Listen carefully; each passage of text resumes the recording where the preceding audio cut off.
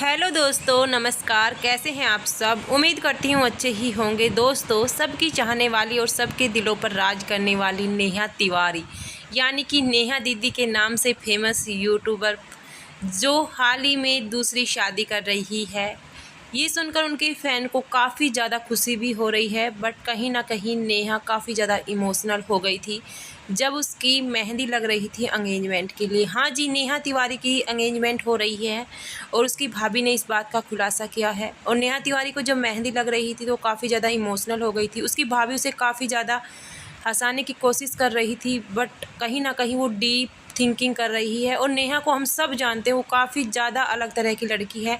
वो सब लड़कियों से अलग ही है और उसकी एक प्यारी सी गुड़िया है जिसका नाम है ताशी।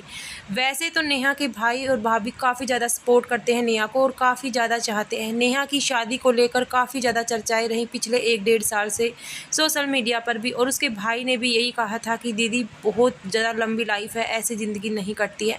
बट नेहा ने कह दिया था, नहीं, मैं दूसरी शादी नहीं कर सकती और मेरी प्यारी सी बेटी है, मैं इसी के साथ लाइफ काट लूँगी।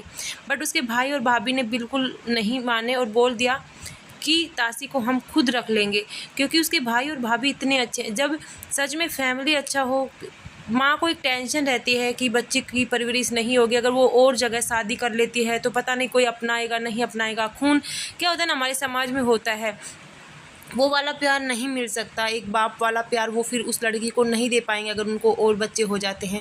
तो उनके भाई और भाभी ही शायद उनकी बेटी को रखेंगे। अब आगे क्या होगा वो नहीं पता। बट नेहा तिवारी ने जो मेहंदी लगाई थी, उस मेहंदी बहुत प्यारी लग रही थी। टच वुड, अब वो आगे जो भी लाइफ जाए, भगवान उसकी लाइफ को खुशियों से भर दो। क्योंकि नेहा एक ऐसी लड़की थी जो यूट्यूब पर, मतलब उन्होंने कभी भी रोना नहीं रोया कि मेरे हस्बैंड नहीं है, ये नहीं है।